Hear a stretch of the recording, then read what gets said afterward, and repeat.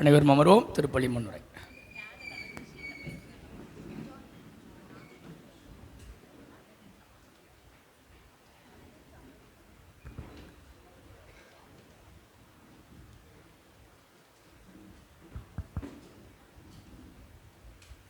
திருப்பலி முன்னுரை.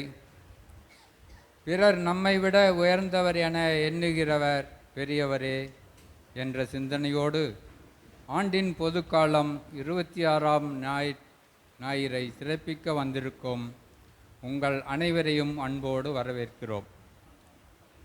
இறை வல்லமையை அனைவருக்கும் அளிப்பது இறைவனின் திட்டம். அதை தடுக்க நினைப்பது தவறாகும். உயர்ந்தவன் தாழ்ந்தவன் என்ற பிரிவினை எண்ணங்களும் நான், எனது, எனக்கு மட்டும்தான் என்ற சுயநலமும் அடுத்தவர் மீது வெறுப்பையும் பொறாமையையும் தூண்டிவிடுகின்றது. ஏழைகள், தாழ்நிலையில் இருப்பவர்கள் செய்யும் நல்ல செயல்களையும் ஏற்றுக்கொள்ள மனம் தயங்குகின்றது. ஆனால் இறைவன் முன்னிலையில் அனைவரும் சமமானவர்களே. மேலும் பிறரை பாவம் செய்ய தூண்டுவதும் நாம் பாவத்தில் விழுவதும் பெருந்தண்டனையை பெற்றுத்தரும். எனவே நம் புலன்களை அடக்கி வாழ்வை தூயதாய் காத்துக்கொள்வோம். நம் எண்ணங்களையும் செயல்களையும் பிறருக்கு பயன் தருவதாய் மாற்றுவோம். எளியவர் நலனில் அக்கறையோடு அவர்களுக்கு எதிரான வன் செயல்களை களைய முற்படுவோம். கடவுளின் விருப்பப்படி வாழவும் பிறரின் நல்வாழ்வுக்கு உறுதுணையாக வாழும் வரம் வேண்டியவர்களாய் இத்திருப்பணியில் பங்கெடுப்போம். இறையாசி பெறுவோம். பிரியமான சகோதர சகோதரிகளை உங்களுடைய தெய்வீக திருப்பலிக்கு அன்போடு வரவேற்கிறேன். ஞாயிற்றுக்கிழமை திருப்பலியானது பங்கு மக்களுடைய நலனுக்காக ஒப்புக் கொடுக்கப்படுகிறது. நம்முடைய பங்கிலே, நம்முடைய பகுதியிலே இருக்கிற எல்லா மக்களையும் இறைவன் நிறைவாக ஆசீர்வதிக்க வேண்டி இந்த தெய்வீக திருப்பலியில் ஜெபிப்போம். இந்த தெய்வீக திருப்பலியை நன்றி திருப்பலியாக ஒப்புக் கொடுப்போம். கடந்த வாரம் நடந்த தெய்வீக நம்முடைய அன்னை தெரசருடைய பெருவிழா ஆண்டவருடைய நிறைய ஆசிரியரோடு நடந்தேறியதற்காக கடவுளுக்கு நன்றி கூறி இந்த தெய்வீக திருப்பலியை ஒப்புக் கொடுப்போம். மேலும் தெய்வீக திருப்பலியிலே பேட்ரிக் அவர்கள் நன்றி திருப்பலியின் திருப்பலி ஒப்புக் கொடுக்கிறார். பவுல் அக்கில் நன்றி திருப்பலியாக திருப்பலி ஒப்புக் கொடுத்து ஜெபிக்கிறார்கள். ரைமண்ட் ரேச்சல் குடும்பத்தினர் நன்றி திருப்பலியாக திருப்பலி ஒப்புக் கொடுத்து ஜெபிக்கிறார்கள். சிறிய மலர் அல்ஃபோன்ஸ் பெர்னாண்டோ நன்றி திருப்பலியாக திருப்பலி ஒப்புக் கொடுத்து ஜெபிக்கிறார்கள். மைக்கேல் அதிசய மேரி குடும்பத்தினர் நன்றி திருப்பலியாக திருப்பலி ஒப்புக் கொடுத்து ஜெபிக்கிறார்கள். புண்ணிய சீலன் கடந்த ஆண்டு நடந்த அறுவை சிகிச்சையில் நல்ல உடல் உள்ள சுகத்தை அவர் பெற்றதற்கு கடவுளுக்கு நன்றியாக இந்த தெய்வீக திருப்பலியை ஒப்புக் கொடுத்து ஜெபிக்கிறார்கள். மேலும் மரித்த ஜோஸ்பின் அந்தோணி சாமி இவருடைய ஆண்மலை பாத்திக்காக தெய்வீக திருப்பலியிலே இணைந்து ஜெபிப்போம். அனைவரும் எழுந்து நிற்போம்.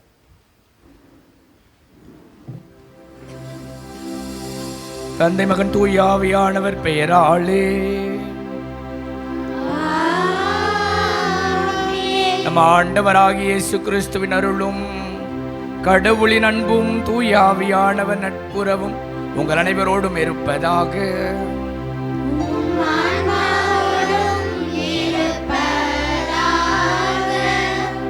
பிரியமான சகோதர சகோதரிகளே, இங்கிலீஷில் ஜெனராசிட்டி அப்படின்னு ஒரு வார்த்தை இருக்குது. ஜெனராசிட்டி அப்படின்னா என்ன தமிழில்? ஜெனராசிட்டி தாராள குணம், தாராள மனம், பரந்த மனப்பான்மை, பெருந்தன்மை. ப்ராபபிளி எல்லா வார்த்தையும் கரெக்டு. பெருந்தன்மை கரெக்டாக இருக்கும்னு நினைக்கிறேன். ஜெனராசிட்டி அப்படின்னா பெருந்தன்மை. ஸோ இன்றைக்கி வாசகம் முழுக்க கடவுளுடைய ஜெனராசிட்டியை பற்றி பேசுது. எப்படி கடவுள் பெருந்தன்மையோடு இருக்கிறார், எல்லாரையும் இணைத்து கொள்ளுகிறார். இவங்க வேணும், இவங்க வேணாம், இவங்க என்னை அன்பு செய்கிறவங்க, இவங்க என்னை அன்பு செய்கிறதில்ல, இவங்க தப்பு பண்ணுறாங்க, இவங்க தப்பு பண்ணுறதில்ல, இவங்க கோயிலுக்கு வராங்க, இவங்க கோயிலுக்கு வர்றதில்ல, அப்படிலாம் கடவுள் பார்க்குறது இல்லை. It's so generous, inclusive everything. ஆங்கிலத்தில் ஒன்று இன்க்ளூசிவ்னஸ் அப்படின்னு ஒன்று இருக்கும், எல்லோரையும் இணைத்துக் கொள்வது. ஸோ இந்த ஜென்ராசிட்டியும் இன்க்ளூசிவ்னஸும் கிறிஸ்துவ மதத்திற்கே உருவான மிக முக்கியமான கொடைகள். ஸோ அதை பற்றி நாம் இன்றைக்கு தியானிக்கிறோம். கடவுளைப் போல பெருந்தன்மை கொண்டவர்களாக எல்லோரையும் அன்பு செய்கிற மனிதர்களாக வாழ வரம் வேண்டி இந்த தெய்வீக திருப்பலியில் ஜெபிப்போம். இந்த தெய்வீக திருப்பலியை தகுதியோடு ஒப்பு கொடுக்க நம்முடைய பலவீனங்களை ஏற்று மனம் வருந்தி மன்னிப்பு கேட்போம்.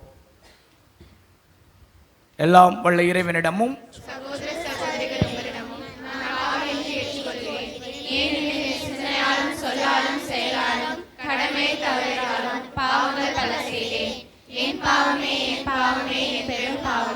ஆகையால் இப்போது கன்னியான புனித மரியாதையும் வானதூதர் புனிதரையும் சகோதர சகோதரிகளையும் நம் மீறனாய் ஆண்டவரிடம் எனக்காக வேண்டிக் கொள்ள மன்றாடுகிறேன். எல்லாம் வல்ல இறைவன் நம்மை இரக்கம் வைத்து நம் குற்றம் குறைகளை மன்னித்து நம்மை நிறைவான வாழ்வை நோக்கி வழி நடத்துவாராக. ஆமென்.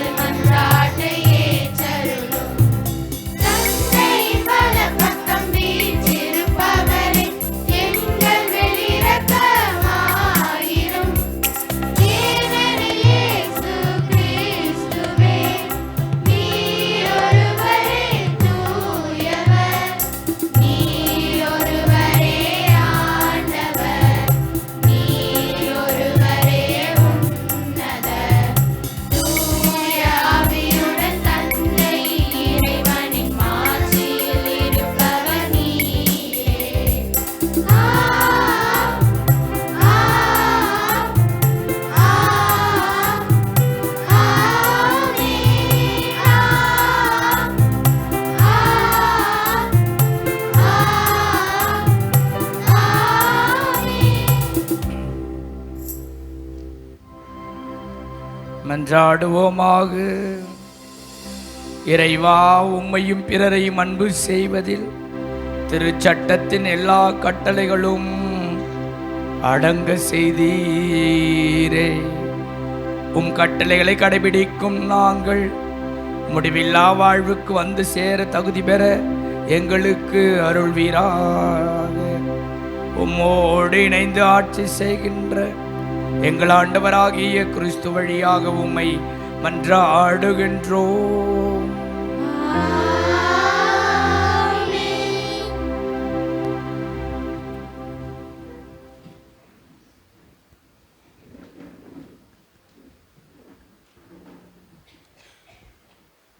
முதல் வாசக முன்னுரை. முதல் வாசகத்தில் எண்ணிக்கை நூலில் ஆண்டவரின் ஆவி 70 மூப்பர்கள் மேல் இறங்கி வந்த நேரத்தில் இவர்களின் கூடாரங்களில் தங்கியிருந்த வேறு இருவர் மேலும் எல்தாது மேதாது தூய ஆவி இறங்கி வருகின்றது. இதை ஏற்றுக்கொள்ள முடியாத யோசுவா மோசேயிடம் அதை பற்றி புகார் தருகின்றார். ஆனால் மோசே பொறாமையினால் யோசுவா கூறியதற்கு அவரை கடிந்து கொள்கின்றார். அனைவரும் இறைவாக்கினர் ஆகும்படி ஆண்டவர் தம் ஆவியை அளிப்பது எத்துணை சிறப்பு என்னும் இவ்வாசகத்திற்கு செவிமடுப்போம்.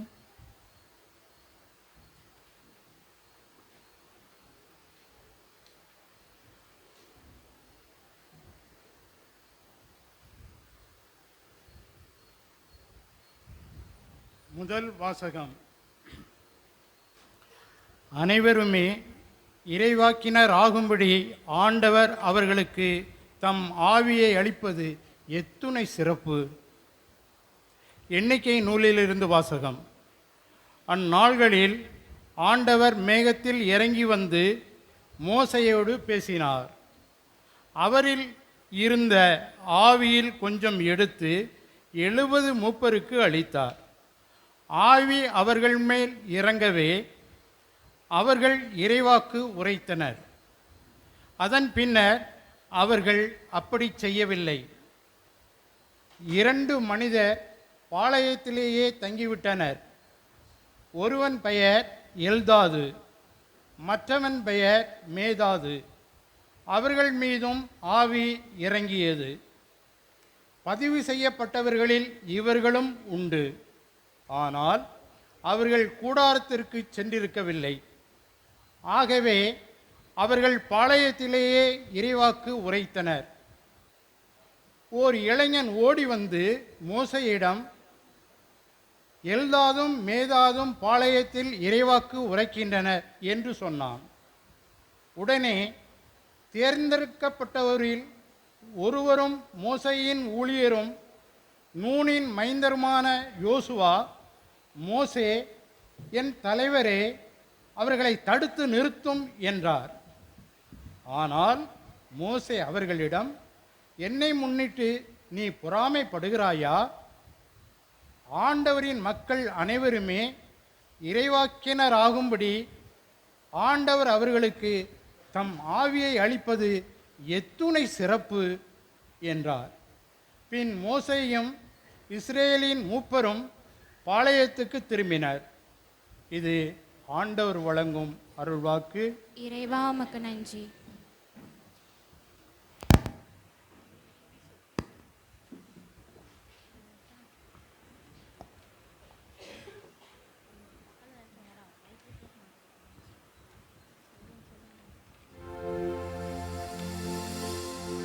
நீங்கள் பாட வேண்டிய பதில். ஆண்டவரின் நியமங்கள் சரியானவை, இதயத்தை மகிழ்விக்கின்றன. ஆண்டவரின் நியமங்கள் சரியானவை, இதயத்தை மகிழ்விக்கின்றன.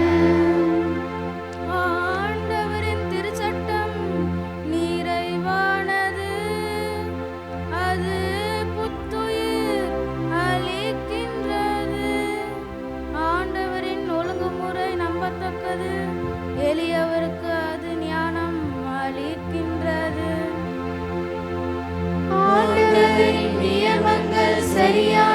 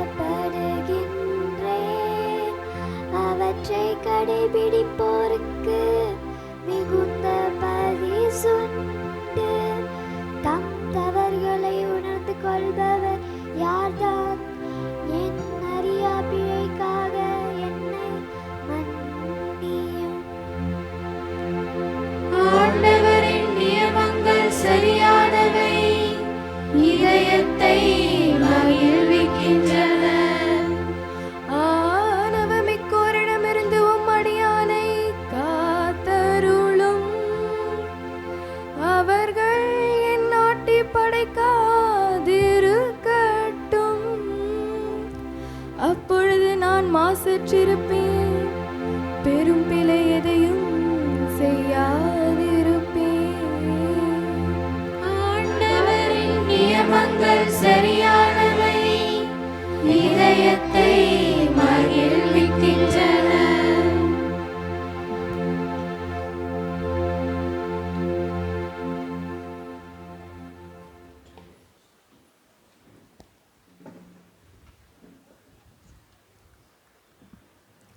இரண்டாம் வாசக முன்னுரை. யாக்கோபின் திருச்சபையில் எளியோர், பணக்காரர் பிளவு அல்லது ஏற்றத்தாழ்வு அதிகமாக இருந்திருக்க வாய்ப்பு இருக்கிறது. அவரின் திருமடல் இந்த பிரச்சனையை அதிகமாக பிரதிபலிக்கின்றது. கூடிவரும் சபைகளில் பணக்காரர்களுக்கு முக்கியத்துவம் கொடுக்கப்படுகிறது எனவும் எளியோர் ஒதுக்கி தள்ளப்படுகின்றனர் என்றும் சொல்லும் யாக்கோபு இன்றைய இரண்டாம் வாசகத்தில் செல்வத்தின் நிலையாமையை பற்றி பேசுகின்றார். இவ்வாசகத்தினை கவனமுடன் செவிமடுப்போம்.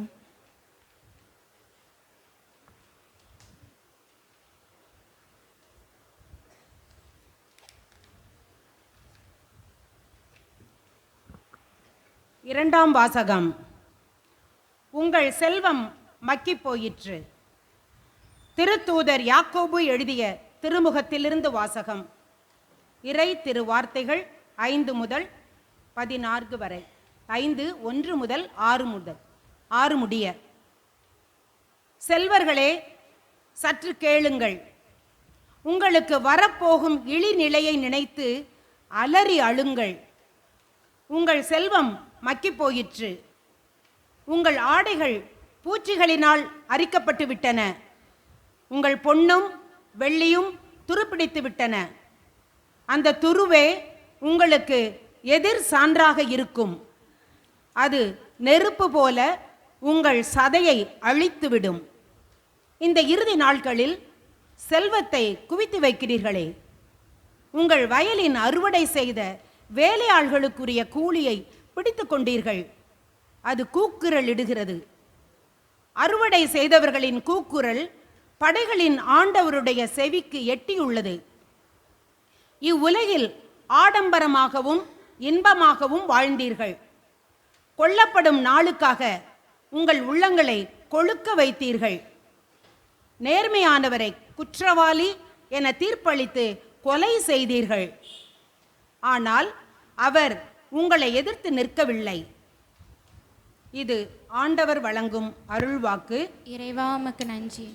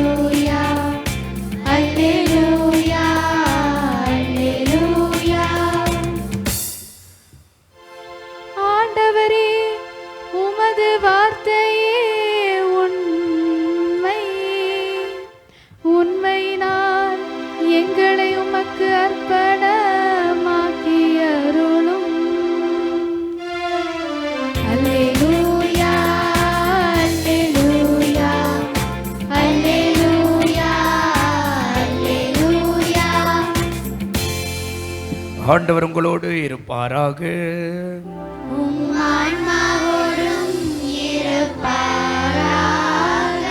மார்க் எழுதி தூய நற்செய்தியிலிருந்து வாசகம்.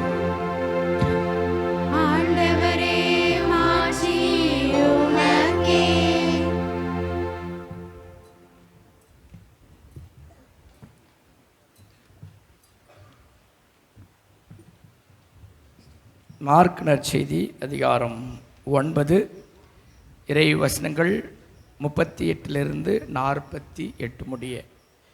மார்க் நற்செய்தி அதிகாரம் 9 இறை வசனங்கள் 38 48 முடிய. அக்காலத்தில் யோவான் இயேசுவிடம், போதகரே, ஒருவர் உமது பெயரால் பேய்கள் ஓட்டுவதைக் கண்டு நாங்கள் அவரை தடுக்க பார்த்தோம், ஏனெனில் அவர் நம்மை சாராதவர் என்றார்.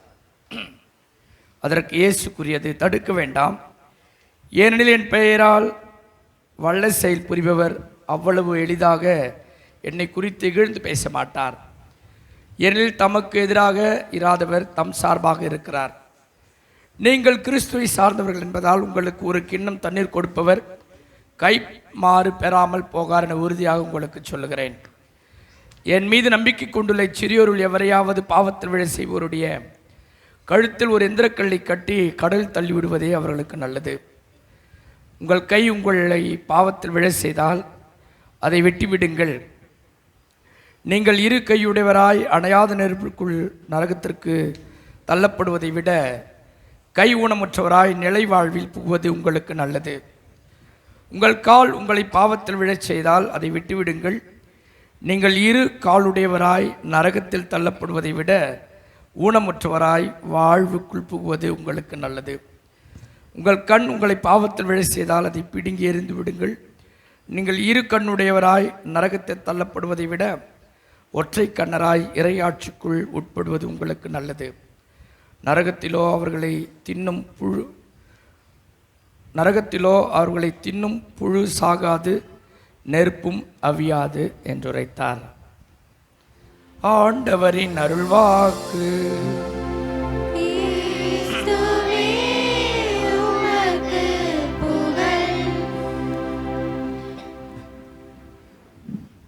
பிரியமான சகோதர சகோதரிகளே, 2006 தமிழக அரசு ஒரு ஜிஓ கொண்டு வந்தது. எல்லோரும் அர்ச்சகராகலாம் அப்படின்னு சொல்லிட்டு ஞாபகம் கொண்டு நேரம் உங்களுக்கு. 2006 தமிழக அரசு முடிவெடுக்கிறது. யாரெல்லாம் தங்களை தகுதியாக்கி கொள்கிறார்களோ, யாரெல்லாம் சரியாக படிச்சுக்கிறாங்களோ, யாராருக்கெல்லாம் ஒரு அர்ச்சகராகக்கூடிய ஒரு திறமை இருக்கிறதோ அவர்கள் அனைவருமே அர்ச்சகராகலாம் என்று சொல்லுகிற பொழுது அந்த வருஷத்தில் ஒரு பெரிய ஒரு டிஸ்டர்பன்ஸ் தெரிஞ்சு உங்களுக்கு தெரியும். பிராமணர்கள் மட்டுமே இந்த அர்ச்சகருடைய ஒரு ஆண்டவருக்கு அருகில் இருக்கிற ஒரு நிலையில் எப்படி எல்லோரும் அர்ச்சகராகலாம் என்கிற ஒரு மிகப்பெரிய குழப்பம் ஏற்பட்டு சற்று தளர்வதை பார்க்கிறோம். எனவே எல்லோரும் இறைவன் முன்னிலையில் சமம், அல்லது எல்லோருமே இறைவன் அன்பு செய்கிறார். அவர்கள் பாவிகளாக இருக்கலாம், அவர்கள் தவறு செய்கிறவர்களாக இருக்கலாம், அல்லது அவர்கள் இறைவனுக்கு ஏற்புடைய வாழாமல் இருக்கலாம். ஆனால் கடவுள் எல்லோரையும் அன்பு செய்கிறார். அதுதான் நான் தொடக்கத்தில் சொன்னேன், God is so generous. கடவுள் எதையும் பார்ப்பதில்லை, எதையும் முன்குறித்து அவர் குறித்து வைத்துக் கொள்வதில்லை. கடவுள் ஒட்டுமொத்த நன்மைதனமாய் இருக்கிறார் என்பதை இன்றைய வழிபாடு நமக்கு தெளிவுபடுத்துகிறது. அன்புக்குரிய சகோதர சகோதரி, எண்ணிக்கை புத்தகம் முதல் வாசகத்தில் படித்தோம். மோய்சன் அவரோடு பாளையத்தில் இருக்கிறவர்கள் ஒரு 70 பேரை கடவுள் தேர்ந்தெடுத்து இறைவாக்கினராக அவர்களை மாற்றுகிறார். ஆவியினுடைய கொடைகள் அவருக்கு கொடுக்கப்படுகிறது. சற்று நேரத்துக்கு பாருங்க, 2 பேர் ஆவியினுடைய கொடைகளை பெற்றிருக்கிறார்கள். ஆனால் அவர்கள் நம்மை சாராதவர்கள் என்பதால் அவர்கள் இறைவாக்கு உரைக்கக்கூடாது என்று சொல்கிற பொழுது மோய்சன் சொல்கிறார், அவர்களும் ஆவியினால் அபிஷேகம் பெற்றிருக்கிறவர்கள் இறைவாக்கு உரைக்கட்டும் என்று சொல்கிறார். கடவுளுடைய பிரதிநிதி அல்லது ஒரு தலைவர் அல்லது ஒரு குடும்பத்தில் இருக்கிறவர் அல்லது ஒரு இறை மனிதர் எல்லோரையுமே தன்பால் ஈர்த்து கொள்ள வேண்டும் என்பதை நாம் பார்க்கிறோம். இதுதான் இறைவன் நம்மிடமிருந்து எதிர்பார்க்கிற மிக உன்னதமான கொடை. ஒரு தந்தையாக எல்லோரையுமே என்பால் ஈர்த்து கொள்வது, அந்த குடும்பத்திற்கு ஏற்றாற் போல தன்னுடைய மனைவியை, அன்பு பிள்ளைகளை எல்லோருக்கும் இணைந்து எல்லோரையுமே தன்பால் ஈர்த்து கொள்ளுகிற மிக உன்னதமான கொடை இந்த தலைமைத்துவ பண்பு. ஆனால் நாம் பல வேளைகளிலே பார்க்கிறோம், அந்த ஜெனராசிட்டி என்பது நம்மிடம் இருப்பதில்லை. கடவுள் வாழ்க்கையில், இயேசு கிறிஸ்துவின் வாழ்க்கையில் பல இடங்களிலே இந்த பெருந்தன்மையை நாம் பார்த்து மகிழ்கிறோம். ஒரு தடைகள் இருக்கும், அதையும் தாண்டி கடவுள் அவர்களை அற்புதமாக அன்பு செய்வார். நீங்கள் பார்த்தீங்க அப்படின்னா மத்தேயு நற்செய்தியில் 20வது அதிகாரத்தில் 1 to 16 வரை வாசித்து பார்த்தீங்க அப்படின்னா, திராட்சை தோட்டத்திற்கு ஆட்களை அமைக்க அவர் வந்து வீதிகளுக்கு போவார். தெருவில் நிற்கிறவங்களாம் இன்றைக்கி கூட பார்த்தீங்கன்னா சில மார்க்கெட் பிளேஸில் வேலை செய்வர்கள் மக்கள் நிற்பார்கள். காலையில் போயிட்டு அவங்கள கூட்டின்னு வருவாங்க. இன்றைக்கும் அது நடக்கிறது, அன்றைக்கும் அது நடந்தது. காலையில் 9 மணிக்கு போவார், கொஞ்சம் பேர் ஃப்ரீயாக இருப்பாங்க, கூட்டின்னு வந்து வேலையில் அமர்த்துவார். 10 மணிக்கு போவார், ஃப்ரீயாக இருப்பாங்க, கொண்டு வந்து வேலைக்கு அமர்த்துவார். திரும்பி 12 மணிக்கு போவார், கொஞ்சம் பேர் வேலையில் நிற்பாங்க, அவர்களையும் வேலைக்கு அமர்த்துவார். மாலை வேலை 5 மணிக்கு வேலை முடிகிற நேரம் அப்போ போவார், கொஞ்சம் பேர் வேலையில் அவர்களையும் வேலைக்கு அமர்த்துவார். எல்லோருக்குமே ஒரு தினாரையும் கொடுப்பார். முதல்ல வந்தவங்களாம் யோசிப்பாங்க, கடவுள் நமக்கு நிறைய கொடுப்பார் அப்படின்னு எதிர்பார்ப்பாங்க. ஆனால் அவர்களுக்கும் அவருடைய பேசியவாறு ஒரு தினாரத்தை கொடுப்பார்.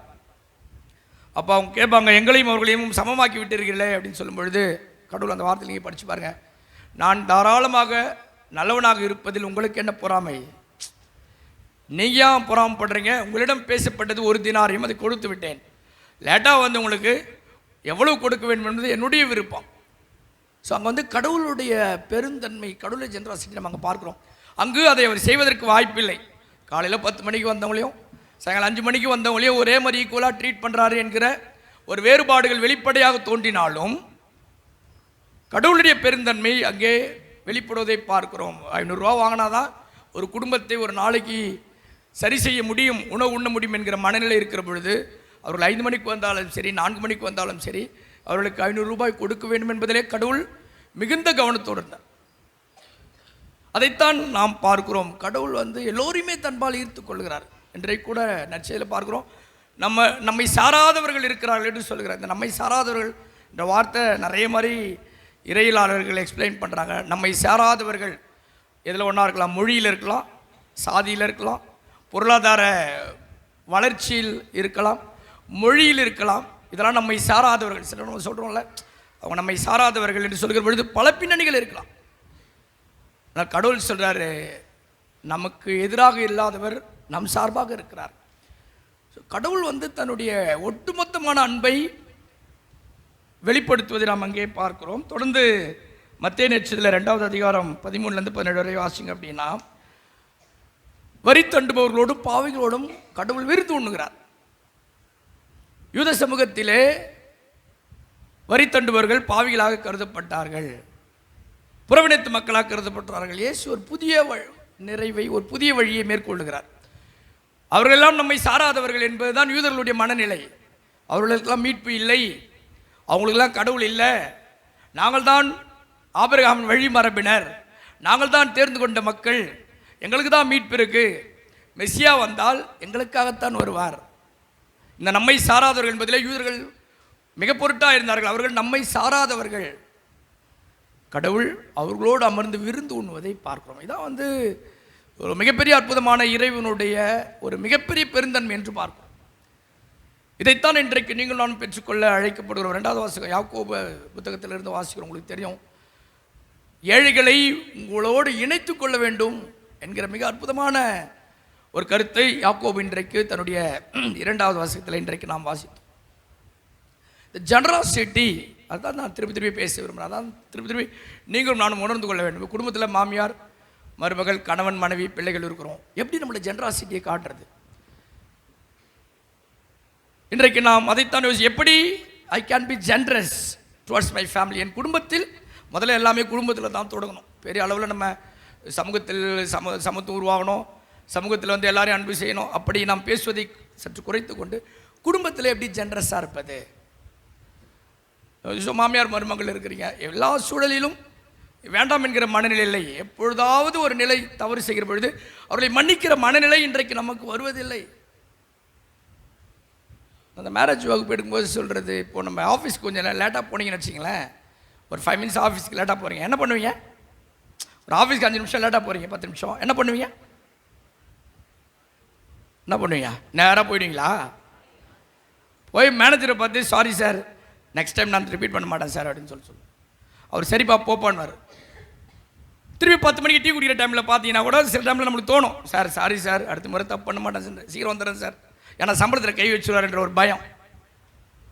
திருப்பி வீட்டுக்கு போகும்போது வழியில் அவர் நடந்து வந்தால் கூட, சாரி சார், மன்னிச்சிருங்க சார், தெரியாமல் பண்ணிட்டேன் சார், அடுத்த முறை கரெக்டாக வந்துடுறேன் சார். யாருன்னே தெரியாத ஒருத்தர்கிட்ட 1000 முறை மன்னிப்பு கேட்க தயாராக இருக்கிற நமக்காக வீட்டில் சமைச்சு போட்டு துணியை துவைச்சி போட்டு சோறாக்கி நமக்காக வேலை செஞ்சு நமக்காக கணவர் காலையிலேருந்து சாயங்காலம் போய் வேலை செஞ்சு வந்துட்டு திருப்பி ஒரு சின்ன தப்பு பண்ணும்போது மன்னிப்பு கேட்குறது இன்றைக்கி நமக்கு மனசில்லை. Where is my ஜென்ராசிட்டி? அதான் இன்றைக்கி நம்ம கேட்கணும். அவள் வந்து பேசிட்டோன்னா பெரிய அவ்வளோவா அப்படின்னு பேசிக்கணும்ல, அவர் வந்து மன்னிப்பு கேட்கட்டும். ஜென்ராசிட்டினா என்ன அப்படின்னு பார்த்தீங்க அப்படின்னா, I'm able to love everybody. நான் எல்லோருமே அன்பு செய்கிறேன், எந்த நிபந்தனையும் இல்லாமல். அதான் கடவுள்கிட்ட இருந்து நாம் பெற்றுக்கொள்கிறோம். ஆண்டவர் இயேசு கிறிஸ்துவிடம் எந்த நிபந்தனைகளும் இல்லை. இன்னைக்கு அதான் முதல் வாசகம் நற்செய்தி, 2வது வாசகம் எல்லாமே தான் சொல்லுது. God is so generous towards everyone. அதான் ரொம்ப முக்கியம். எல்லோர் சார்பாக கடவுள் இருப்பதை நாம் பார்க்கிறோம். லூக்கா நற்செய்தியில் 17வது அதிகாரத்தில் 11-19 வாசிச்சு பார்த்தீங்க அப்படின்னா, தொழுநோயாளர்கள் யூத சமூகத்தில் அது ஒரு மிகப்பெரிய கொடிய நோய். ஒரு காலகட்டத்தில் 70களிலே 80களிலே எய்ட்ஸ் நோயில் யாரா பாதிக்கப்பட்டால் அவங்கள பேயை பார்க்கறது போல பார்ப்போம் இல்லை? ஸோ அப்படி தான் இருந்துச்சு. தொழுநோய் வந்து யூத சமூகத்தில் அவங்களாம் வந்து அணுகக்கூடாதவர்கள், கிட்ட பார்க்கக்கூட கூடாது அவங்கள. லேவியர் புத்தகத்தில் படிச்சுன்னா தொழுநோயாளரை பற்றி மிகப்பெரிய, அவங்க ஒரு தொழுநோய் வந்துருச்சுன்னா அவங்க என்னென்ன பண்ணணுன்றது மிகப்பெரிய பட்டியல் இருக்கும். அவங்க ஊரை விட்டு வெளியில் போயிடணும், யார் முகத்துலேயும் படக்கூடாது, வேறு யாராவது அந்த பக்கம் வந்தால் இவங்க போகணுன்னு அவசியம் இல்லை, வேறு யாராவது அந்த பக்கம் வந்தால் எனக்கு தொழுநோய் இருக்கிறது வராதிங்க அப்படின்னு சொல்லணும். சமூகத்திலிருந்து ஒதுக்கி வைக்கப்படணும். கடவுள் பாருங்கள், அதான் கடவுளுடைய மனநிலை. இன்றைய கிறிஸ்துவம் பயங்கர விருட்சமானது. ரொம்ப சுருக்கி நம்ம நிறைய முறை பேசுகிறோம். இது ஒரு மதமாக்கி விட்டோம். இது மதம் இல்லை, இது ஒரு நெறி. நான் நிறைய முறை சொல்கிறது உண்டு. இது ஒரு அன்பு நெறி. யாரையும் பார்க்கக்கூடாது, யாரும் தொடக்கூடாது, ஊரை விட்டு தூரமாக இருக்கணுன்றவங்களை கடவுள் வந்து தொட்டு குணமாக்குகிறார். எவ்வளோ பெரிய புரட்சி பண்ணுறாரு பாருங்கள். நமக்கு இன்றைக்கி சுலபமாக இருக்கும். ஒரு டாக்டர் மாதிரி விழுது, உடம்பு சரினா போய் ஹாஸ்பிட்டல் போயிட்டு சரி பண்ண வந்துடும். அப்படி இல்லை. தொழுநோய் என்பது ரொம்ப அருவருப்பானது, அல்லது இந்த பாவிகளுக்கு மட்டுமே வரக்கூடியது. அதில் நிறைய லிஸ்ட் இருக்கும். கடவுள் அற்புதமாய் அவர்களை தொட்டு குணப்படுத்துவதை பார்க்கிறோம். இதான் கடவுள். கடவுள் எல்லோருமே தன்பால் ஈர்த்துக் கொள்கிறார். இன்க்ளூசிவ்னஸை பற்றி பேசணும். Includes everybody, it has exclude. யாரையும் ஒதுக்கி வைப்பதில்லை. நீ குடும்பத்தில் சின்ன சின்ன பேர் அவ்வளோ தூரம் ஒரு 10, 15, 20 ஆண்டுகள் அன்பு செய்கிறோம். ஏதாவது ஒரு சின்ன தப்புன்னு உடனே வேண்டாம்னு தூக்கி போட்டுருவோம்ல. உடனே 20, 25 ஆண்டு கஷ்டப்படுறோம். இந்த குடும்பத்துக்காக ஒரு அம்மா வந்து எல்லாவற்றையும் இழந்து விட்டு வேலை செய்து சமைக்குது, குழந்தைகளை பார்த்து கணவரை பார்த்து, ஒரு சின்ன தப்பானோடனே இனிமேல் நீ வானா அப்படின்னு சொல்லிடுறாங்களே அவ்வளோ சீக்கிரமாக. திருமணம் பண்ண 25 ஆண்டுகளில் ஒரு முறை கூட நல்லது செஞ்சுருக்க மாட்டாங்க. ஒரு முறை கூட இந்த குடும்பத்திற்காக தன்னை தியாகமாக்கி இருக்க மாட்டாங்க. ஒரு முறை கூட என் மனைவி, என் கணவர், அல்லது என்னுடைய மனைவி, என்னுடைய கணவர், என்னுடைய பிள்ளைகள் நல்லா இருக்கணும்னு நினச்சிருக்க மாட்டாங்க. இதுதான் ஜென்ராசிட்டி.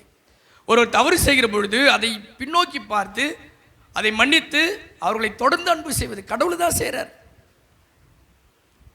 கடவுளுக்கு துரோகம் செய்ததை விட வேறு என்ன பெரிய துரோகம் நமக்கு மக்கள் செஞ்சிட போகிறாங்க? அஃப்கோர்ஸ் குடும்பத்தில் நிறைய சவால்கள் இருக்கிறது, எனக்கு தெரியும். நிறைய பிரச்சனைகள் இருக்கிறது, நிறைய போராட்டங்கள் இருக்கிறது. இயேசுக்கு செஞ்ச ஒரு அநியாயத்தை விட நமக்கு என்ன செஞ்சிட போகிறாங்க? ஆனால் கடவுள் சிலுவையில் கூட சொல்கிறாரு, அவரை அறிந்தவர்களை தந்தையவர்களை மன்னியும், தாங்கள் செய்வது என்னவென்று தெரியாமல் செய்கிறார். அஃப்கோர்ஸ் இட் இஸ் டிஃபிகல்ட், கஷ்டம். ஒரு சாதாரண மனிதராக, பலவீனம் உள்ளவராக அவ்வளோ பெரிய தியாகம் நம்மளால் செய்ய முடியாது. வேற யாருக்கோ தியாகம் செய்யணும்னு சொல்ல, கடவுள் வந்து யாருன்னே தெரியாத உங்களுக்கு எனக்காக தியாகம் பண்ணார். ஆஸ் நோ மீனிங்கே இல்லை. நாம் வந்து குடும்பத்தில் என் கணவருக்காக, என் மனைவிக்காக, என் பிள்ளைகளுக்காக, என் தாய் தந்தைக்காக நான் தியாகம் பண்ணல அப்படின்னா தெரியல. What is the meaning behind it? யாருக்கோ தெரியாதவங்களுக்கு நம்ம தியாகம் பண்ணணும் அவசியம் இல்லை. சில டைமில் ரோட்டில் போகிறவங்களுக்கு ஒரு 10 ரூபா கொடுக்கல, நோ ப்ராப்ளம், கவலை இல்லை. அஃப்கோர்ஸ் அதை நம்ம செய்யணும். அதான் கடவுள் செய்யணும்னு சொல்கிறாரு. அதை நம்ம செய்யலாம் கூட பரவாயில்ல. என் உடன் வாழ்கிறவர்களுக்கு கூட நான் வந்து நன்மை தானம் செய்யலை, அவங்கள என்னோடு சேர்த்துக்கல, தவறு செய்யும்போது அவர்களை இணைத்துக்கொள்ள அப்படின்னா கிறிஸ்து வாழ்வினுடைய உச்சம் என்ன? அதைத்தான் இன்றைக்கு கிறிஸ்துவம் நான் சொன்னது போல் மிகப்பெரிய சவால். ஒரு காலத்தில் நம்மலாம் பார்த்து இவங்க கோதுமைக்காகவும் அந்த மாவுக்காகவும் மாறினவங்க அப்படின்னு சொல்லுவாங்க. அவங்களே என்னையும் பார்த்து, உங்களை சொல்கிறதில்ல, தாத்தா பாட்டிலாம் ஊரில் கூட சொல்லுவாங்க, நாங்களாம் கோதுமை கிறிஸ்துவர்கள். அப்போலாம் சாப்பாட்டுக்கே வழி இல்லை, எல்லாம் ஊராக போய் ஃபாதருங்க கோதுமை கொடுத்து மக்களை கவர் பண்ணாங்க. அப்படியே தான் இன்னும் நான் நினச்சிக்கிறோம். வெறும் ஏதாவது கிடச்சி நம்ம மாறினவங்க, அதனால் வந்து ஒரு ஒரு உண்மையிலேயே ஒரு கிறிஸ்துவம்னா என்ன? அதான் நான் சொல்கிறேன், மன்னிக்கிற மனநிலை நமக்கு இல்லை. நம்ம மனைவி, கணவர், பிள்ளைகளை, அண்ணன் தம்பி 30-40 வருஷமாக ஒன்றா இருக்கிறோம். ஒரு சின்ன விஷயத்துக்காக நீ வானடா அப்படின்னு சொல்லிட்டு தூக்கி போடுற குடும்பங்களை இன்றைக்கு பார்க்குறோம். இது கத்தோலிக்க கிறிஸ்துவ மதத்திற்கு எதிரானது. அதான் இன்னைக்கு வாசகங்கள் சொல்லுது. எல்லோரையும் சேர்த்துக்கொள்ளுங்கள். இவங்க வானா, இவங்க என்னுடைய ஆள் இல்லை, இவங்க எனக்கு என் ஃப்ரெண்ட்ஸ் இல்லை அப்படின்னு யாரையும் ஒதுக்காதீர்கள். எல்லோரையும் இணைத்துக் கொள்ளுங்கள். இந்த இறையாட்சி என்பது எல்லோருக்குமானது, ஒரு சிலருக்கு மட்டும் இல்லை. யூதர்கள் செஞ்ச தப்பு அதுதான், இந்த பரிசேயர்கள் செஞ்ச தப்பு அதுதான். எங்களுக்கு மட்டும்தான் இறையாட்சி, கடவுள் எங்களுக்கு மட்டும்தான். நிறைய இயேசு வந்து இல்லை, உங்களுக்கு மட்டும் இல்லை. உங்களுக்கு முன்னாடியே ஒருவேளை பாவிகள், விபச்சாரிகள், ஏழை எளியவர்கள்லாம் மோட்சத்துக்கு போயிடுவாங்க அப்படின்னு சொல்கிறார். It takes a drastic change. நான் தான் புனிதன் நினச்சிட்டு சொல்ல, நீ புனிதன் இல்லைடா, உன்னை விட புனிதரெல்லாம் இருக்கிறாங்க, நீ ஒழுங்காக வாழு. அன்புக்குரியவர்களே, கிறிஸ்துவ மதத்தில் 40 வருஷம் இருக்கிறோன்றதுனால உங்களுக்கு எனக்கு மோட்சம் கிடைக்குமா? வாய்ப்பில்லை. 40 ஆண்டுகளாக நான் திருப்பலி பார்க்குறேன், தியானத்தில் பங்கெடுக்கிறேன், தேர் எடுக்கிறோம், எனக்கு மோட்சம் கொடுக்கணும் கிடைக்குமா? தெரியல. இருக்கலாம், கிடைக்கலாம். அதையும் தாண்டி என்ன, கடவுளைப் போல ஐ ஷுட் பி ஜென்ரஸ். இல்லை, பார்க்குற ஏழைகள் மீது அன்பு செய்வது, குடும்பத்தில் ஏதாவது ஒரு பிரச்சனை வரும்போது அதை உட்காந்து சால்வ் பண்ணிட்டு உடனே வாழ்க்கை நடத்துறது, கணவன் மனைவி ஏதாவது தப்பு செய்யும்போது மன்னிச்சு சரி ஓகேடா பார்க்கலாம், லைஃப் போகலாம் அப்படின்னு சொல்லிட்டு ஒரு ஜென்ரஸாக புரிஞ்சுக்கிறது. Not keeping account of wrongs. தப்புனா நேராக லைனாக எழுதி வச்சுக்கிறது. நன்மை தனத்துக்கு ஒன்று கூட எழுதி வைக்கிறது இல்லை. தப்புனா லைனாக அன்றைக்கி அது பண்ணி, இன்றைக்கி இது பண்ணி, அன்றைக்கி நல்லது பண்ணும்போது அது இல்லை. ஸோ நல்லது செய்கிறது ஒன்றுத்தையும் நம்ம எழுதி வைக்கிறது இல்லை. தீமையை நோட்டில் எழுதி வைக்கிறோமோ இல்லையோ, மனசில் எழுதி வச்சுக்கிறோம். ஒரு முறை பிரச்சனை வரும்போது பழைய கதை, அன்றைக்கி அது பண்ணிய, இன்றைக்கி இதை பண்ணிய, ஒரு மன்னிச்சு ஒரு ஜென்ரஸாக என் கணவரை மனைவி அன்பு செய்வது, என் பிள்ளைகளை என் பெற்றோரை அன்பு செய்வதற்கு இன்றைக்கு இல்லை. கடவுள் நமக்கு கொடுக்குற மிகப்பெரிய சவாலாக நான் பார்க்குறேன். அன்புக்குரியவர்களே, எனக்கும் சேர்த்தான் ஒரு குருவானவராக எப்படி எல்லோருமே என் பால் ஈர்த்து கொள்ள வேண்டும், எல்லோரும் எப்படி அன்பு செய்ய வேண்டும், எந்த நிபந்தனையும் இல்லாமல், எந்த ஒரு ஆதாயமும் இல்லாமல். ஆனால் நான் சொல்கிறதுபடி எல்லோருக்கும் அது ஒரு பலவீனம், கஷ்டம். என்னை அன்பு செய்வர்களே நான் அன்பு செய்வதில் தான் என் மனம் போடும். பட் கடவுள் சொல்கிறார் அப்படி இல்லை. உங்களை நீங்கள் அன்பு செய்வர்களுக்கே நீங்கள் அன்பு செஞ்சீங்கன்னா நீங்கள் என்ன பெருசாக செஞ்சிடுறீங்க? உங்கள் பகைவரை அன்பு செய்யுங்கள், which is difficult. இதுதான் கிறிஸ்தவம், இதுதான் இயேசு கிறிஸ்துனுடைய வாழ்வு, இதுதான் இறையாட்சி. இப்படிப்பட்ட ஒரு வாழ்க்கைக்காக என்ன பண்ணோம் அப்படின்னா, ஐ ஷுட் பி ஜென்ரஸ்.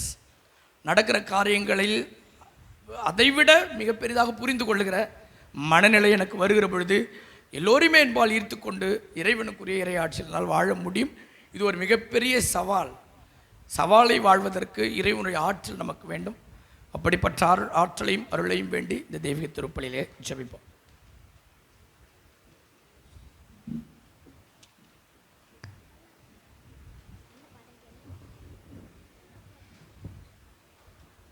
அனைவரும் எழுந்து நிற்போம். நம்முடைய நம்பிக்கையை அறிக்கையிட்டு பாடி ஜெபிப்போம்.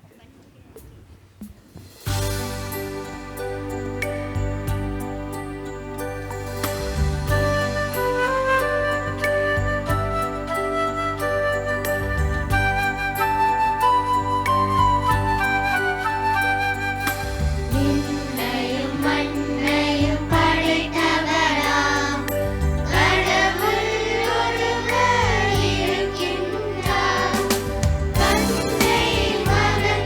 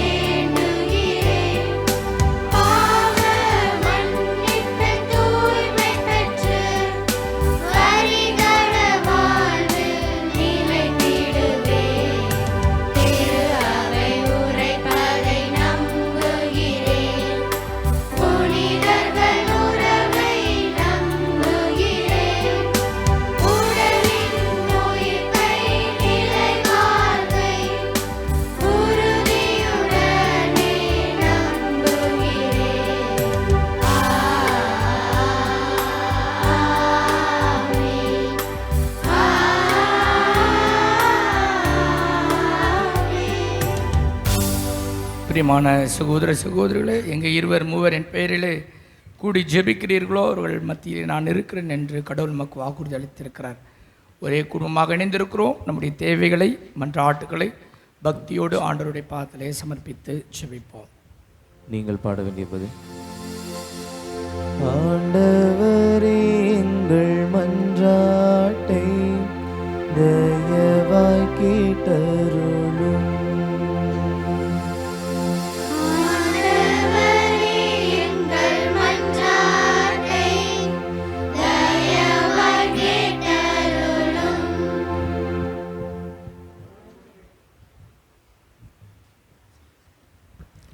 அருள் குடல்களை எல்லோருக்கும் பகிர்ந்து கொடுக்கும் இறைவா, எம் திருத்தந்தை, ஆயர்கள், அருள் பணியாளர்கள், அருள் சகோதரிகள், இறை மக்களாகிய நாங்கள் அனைவரும் பரந்த மனப்பான்மையுடன் அடுத்தவர்கள் நம்மை சாராதவர் என்று பார்ப்பதை விடுத்து அவர் நம் சார்பாக இருக்கிறார் என்ற நிலையை உணர்ந்து நல்லதை சொல்லவும் செய்யவும் வேண்டிய பரந்த மனப்பான்மை தர வேண்டுமென்று இறைவா உம்மை மன்றாடுகிறோம்.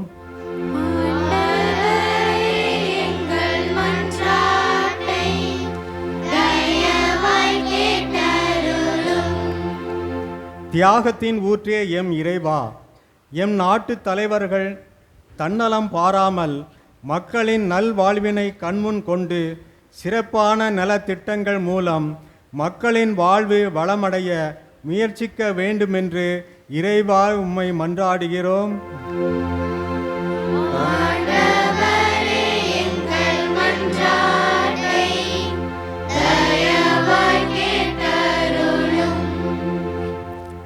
எங்கும் நீங்காமல் நிறைந்திருக்கும் இறைவா, இன்று நாங்கள் காணும் நிதி நெருக்கடி, பொருளாதார ஏற்றத்தாழ்வின் காரணங்களை பார்த்தால் இன்று எனக்கு உடனடி தேவையாக இருப்பது எம் ஆற்றல்களை மற்றவர்களோடு பகிர்ந்து கொள்ள முன் வருவதுதான்.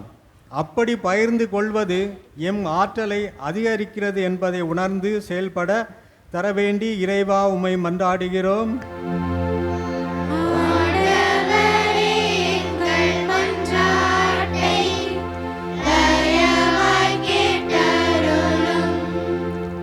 அன்பு இறைவா, எங்களது விசுவாசமும் நம்பிக்கையும் இயேசுவுடன் இறை ஆட்சியில் ஒன்று சேர வேண்டும் என்பதே இலக்கு. இதற்கு தடையாக உள்ள இடரலல் என்னும் பாவத்தில் நாங்கள் விழாமலும் பிறருக்கு இடரலாய் இல்லாமல் அவர்களோடு இறை ஆட்சியை கட்டி எழுப்பும் தாராள உள்ளம் படைத்தவர்களாக வாழ மரல உம்மை மன்றாடுகிறோம்.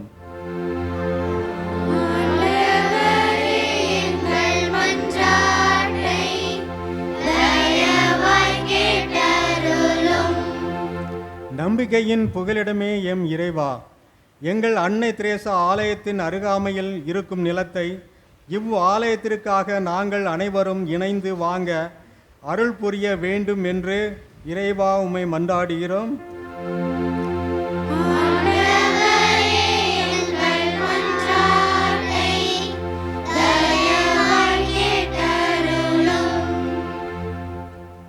நம்முடைய தனிப்பட்ட தேவைகளை மௌனமாக ஆண்டவருடைய பாத்திரம் எடுத்து கூறி ஜெபிப்போம்.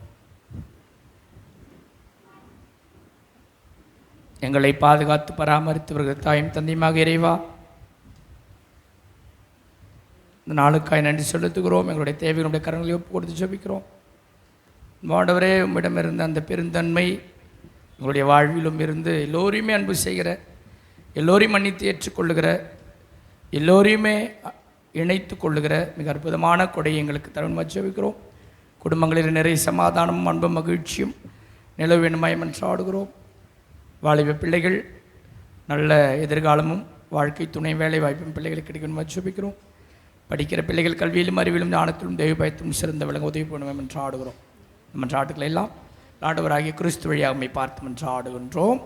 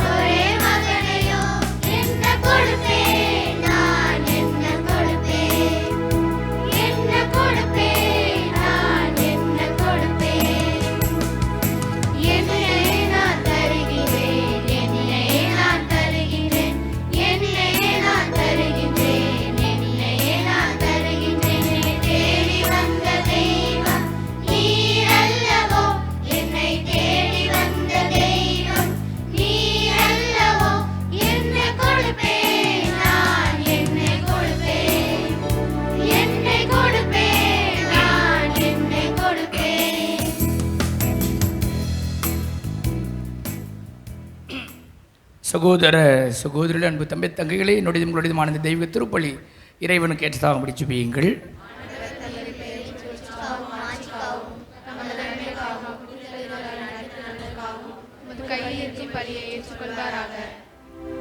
பேரிரக்கமுள்ள இறைவா, உம் மக்களின் காணிக்கைகளை கனிவுடன் ஏற்றருள் உம்மை வேண்டுகின்றோ. அதனால் நம்பிக்கையோடும் பக்தியோடும் அவர்கள் எவற்றை அறிக்கிடுகிறார்களோ அவற்றை விண்ணகர் அடையாளங்களால் பெற்றுக்கொள்வார்களாக. எங்கள் ஆண்டவராகிய கிறிஸ்து வழியாக உம்மை மன்றாடுகின்றோம். ஆண்டவர் உங்களோடு இருப்பாராக.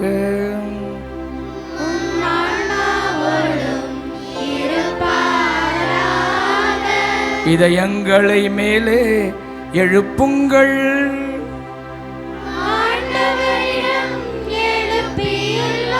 நம் இறைவனாகிய ஆண்டவருக்கு நன்றி கூறுவோம்.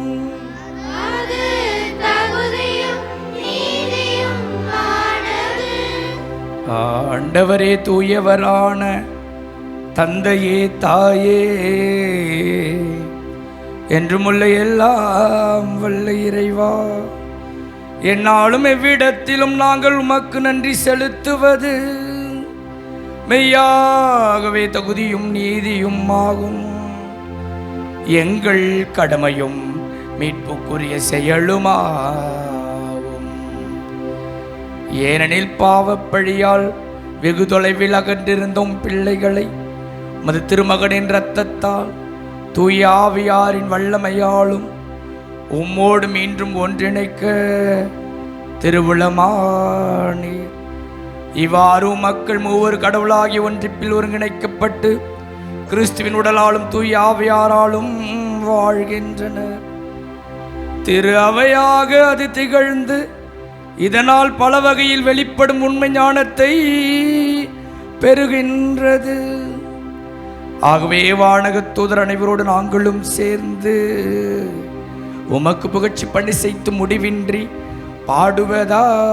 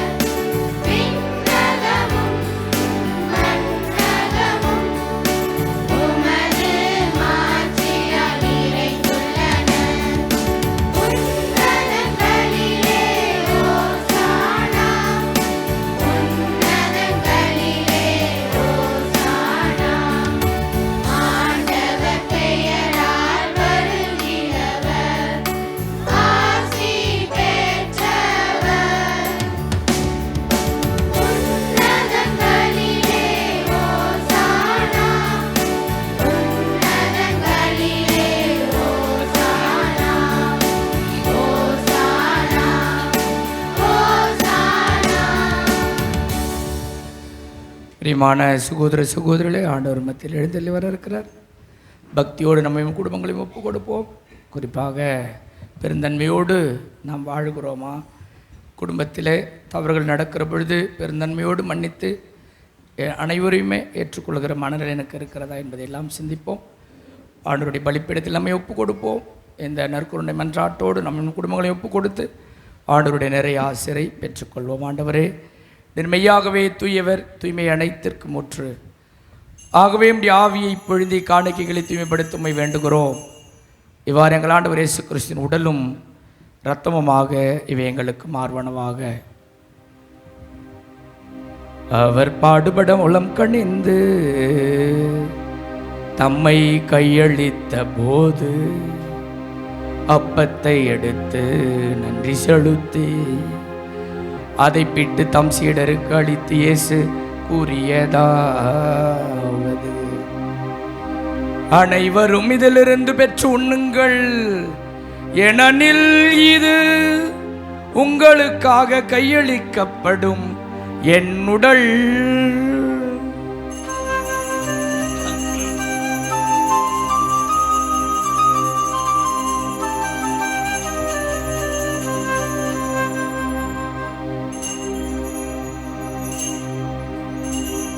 வண்ணமே இரவு விருந்தை அருந்திய பின் கிண்ணத்தையும் எடுத்து மீண்டும் உமக்கு நன்றி கூறி தம் சீடர்களுக்கு அளித்து இயேசு கூறியதாவது, அனைவரும் இதிலிருந்து பெற்று பருகுங்கள், ஏனெனில் இது புதிய நிலையான உடன்படிக்கைக்குரிய என் இரத்தத்தின் கிண்ணம், இது பாவ மன்னிப்புக்கென்று உங்களுக்காகவும் பலருக்காகவும் சிந்தப்படும். இதை என் நினைவாக செய்யுங்கள்.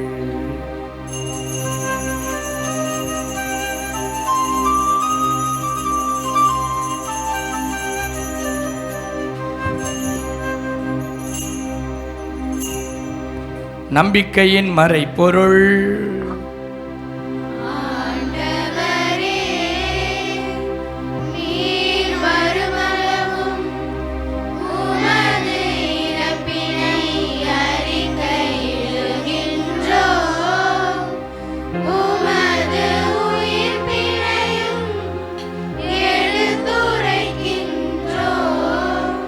ஆகவே ஆண்டவரே, நாங்கள் கிறிஸ்து நிரப்பினை உயிர்ப்பின் நினைவு கூர்ந்து வாழ்வு தரும் அப்பத்தையும் மீட்பளிக்கும் கிண்ணத்தையும் உமக்கு ஒப்பு கொடுக்கிறோம். திரும்ப நன்று ஊழியம் புரிய தகுந்தவர்களை எங்களை ஏற்றுக்கொண்டு எனவே மக்கள் நன்றி செலுத்துகிறோம்.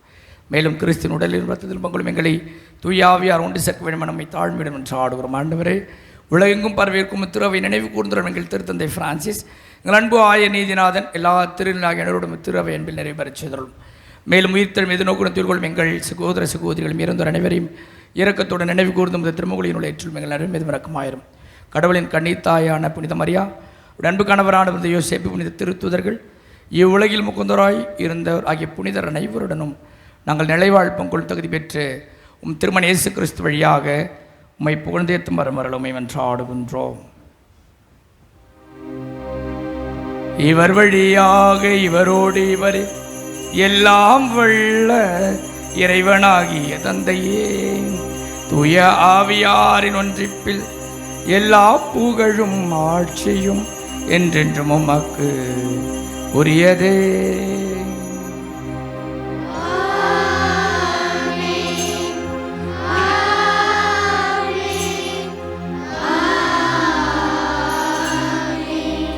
மீட்பரின் கட்டளையால் கற்பிக்கப்பட்டு இறைப்படிப்பினையால் பயிற்சி பெற்ற நாம் துணிந்து பாடுவோம்.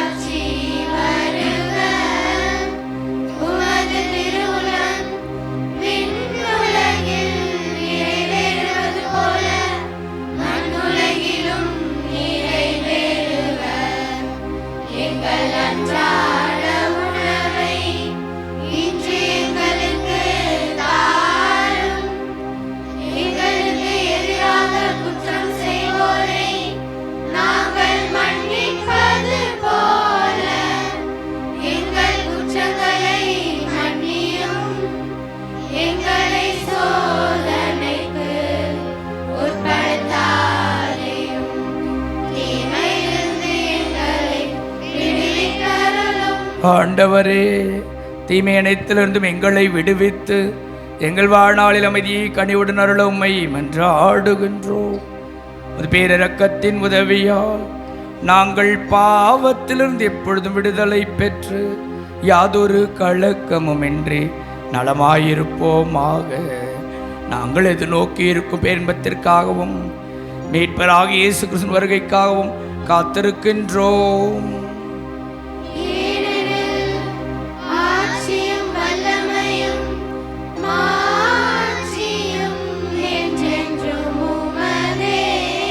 ஆண்டவரே இயேசு கிறிஸ்துவே, அமைதியை உங்களுக்கு விட்டு செல்லுகிறேன், என் அமைதியையே உங்களுக்கு அளிக்கிறேன் என்றும் திருத்துதர்களுக்கு மொழிந்தீரே.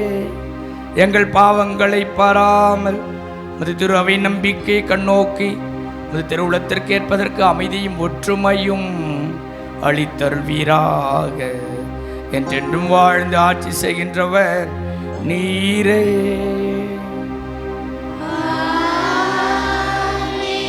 ஆண்டவருடைய அன்பும் சமாதானமும் மகிழ்ச்சியும் உங்கள் அனைவரோடும் இருப்பதாக.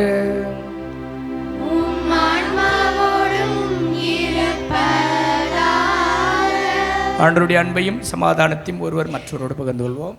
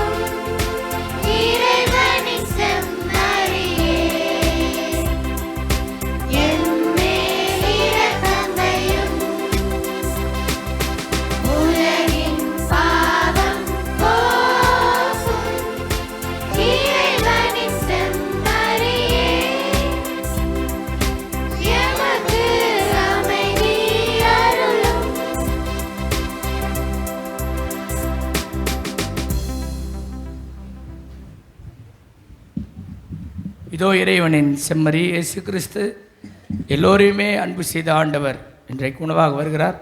அவரை போல வாழ அழைப்பு விடுக்கிற அந்த தெய்வீக திருவிருந்திற்கு அழைக்கப்பட்ட நம் அனைவரும் பேர் பெற்றோர்.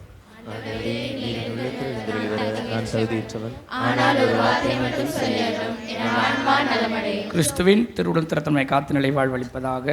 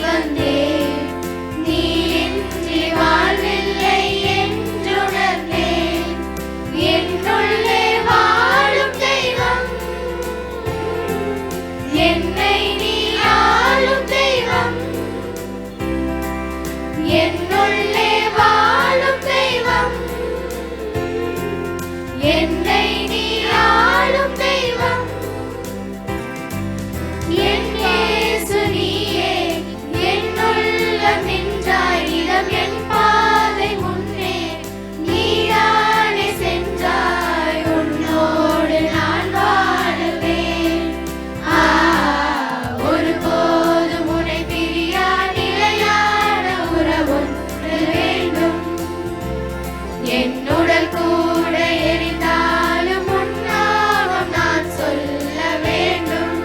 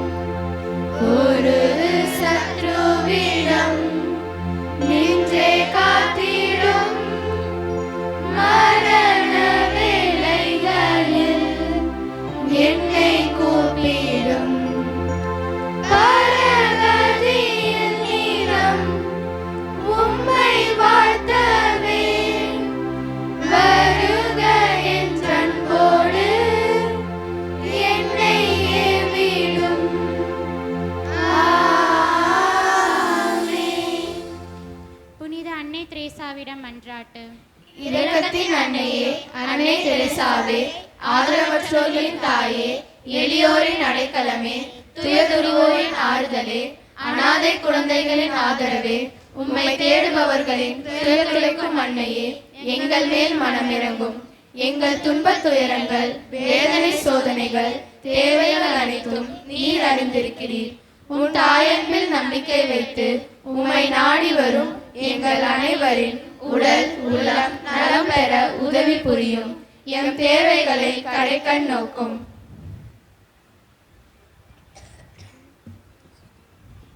இந்த தேவைகள் அனைத்தையும் ஆண்டவர் இயேசுவிடமிருந்து பெற்றுத்தாரும்.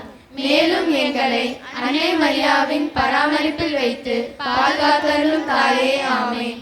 புனித அன்னை தெரேசாவே, எங்களுக்காக வேண்டிக் கொள்ளும். அறிவிப்புகள். அன்புக்குரிய சகோதர சகோதரி, ஆண்டினுடைய பொதுக்காலம் 26ஆம் ஞாயிற்றுக்கிழமை நாம் கொண்டாடி மகிழ்கிறோம். கடந்த ஞாயிறு உண்டியல் 3970 ரூபாய். அன்புக்குரியவர்களே, திருவிழா சிறப்பாக நடைபெற்றது கடந்த வாரம்.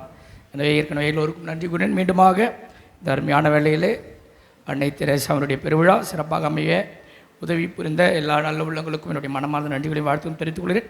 இன்றைக்கு இந்த தெய்வீக திருப்பலியிலே பாடல்கள் பாடி உதவி செய்த அனைத்து குழந்தைகளுக்கும் அவர்களை ஒருங்கிணைத்த எளியோருக்கு இந்த கரர் உழைப்பினுடைய பாராட்டுகளையும் அன்பையும் தெரிவித்துக் கொள்வோம். முகர்களிலே வழிபாடுகளை ஒருங்கிணைத்த பெரியவர்களுக்கும் என்னுடைய மனமார்ந்த நன்றிகளையும் வாழ்த்துக்களையும் நாம் தெரிவித்துக் கொள்கிறேன். அன்புக்குரியவர்களே, நம்முடைய அன்னை தெரேசா ஆலயத்தில் வாரந்தோறும் 3 திருப்பலிகள் நடைபெறுகிறது என்பது உங்களுக்கு தெரியும். செவ்வாய்க்கிழமை காலை, வெள்ளிக்கிழமை காலை, புதன்கிழமை மாலையிலும், ஞாயிற்றுக்கிழமை காலை 8:30 மணிக்கு தெய்வீக திருப்பலி நடந்திருக்கிறது. எனவே தெய்வீக திருப்பலியிலே ஞாயிற்றுக்கிழமை திருப்பலியில் மட்டுமல்ல மற்ற திருப்பலியிலே நீங்கள் கலந்து கொள்ள வேண்டும் என்பது என்னுடைய விருப்பம். தயவு கூர்ந்து எல்லோரும் கலந்து கொள்ளும்படி, உங்களை முடிந்தவர்கள் கலந்து கொள்ளும்படி அன்போடு கேட்டுக்கொள்கிறேன். குறிப்பாக புதன்கிழமை மாலை திருப்பலியும் நடைபெறுகிறது. இன்னொரு மாதம் 5ஆம் தேதி நம்முடைய அன்னை தெரேசாவுக்கு சிறப்பு நவநாள் எடுக்கிறோம். இந்த முறை சனிக்கிழமை வருகிறது.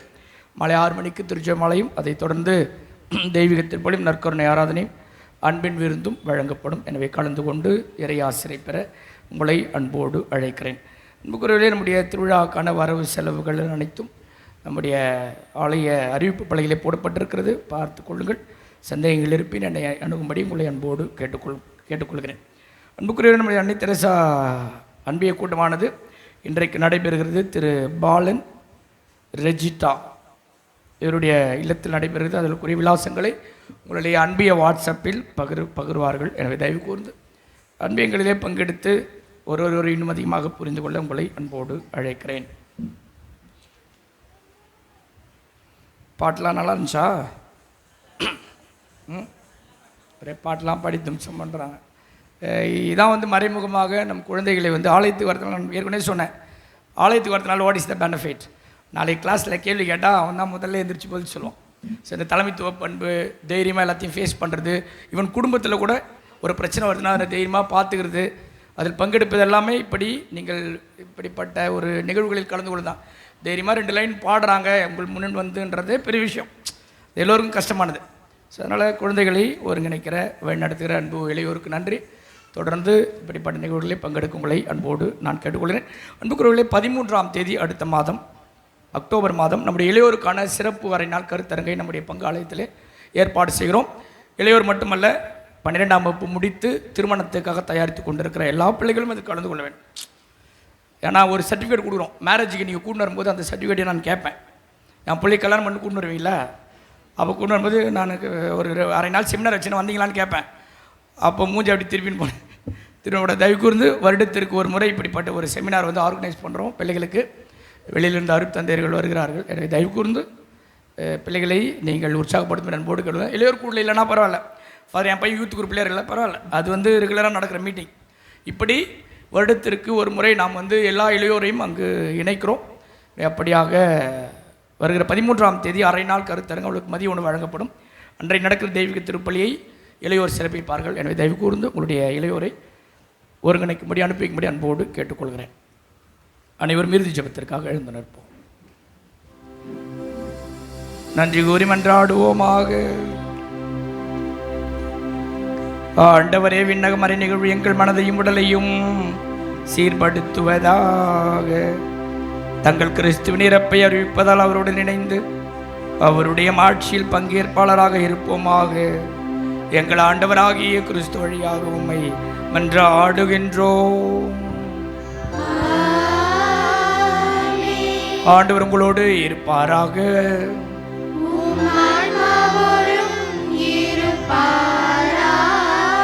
எல்லாம் வல்ல இறைவன் தந்தை மகன் தூயாவி உங்களை ஆசீர்வதிப்பாராக.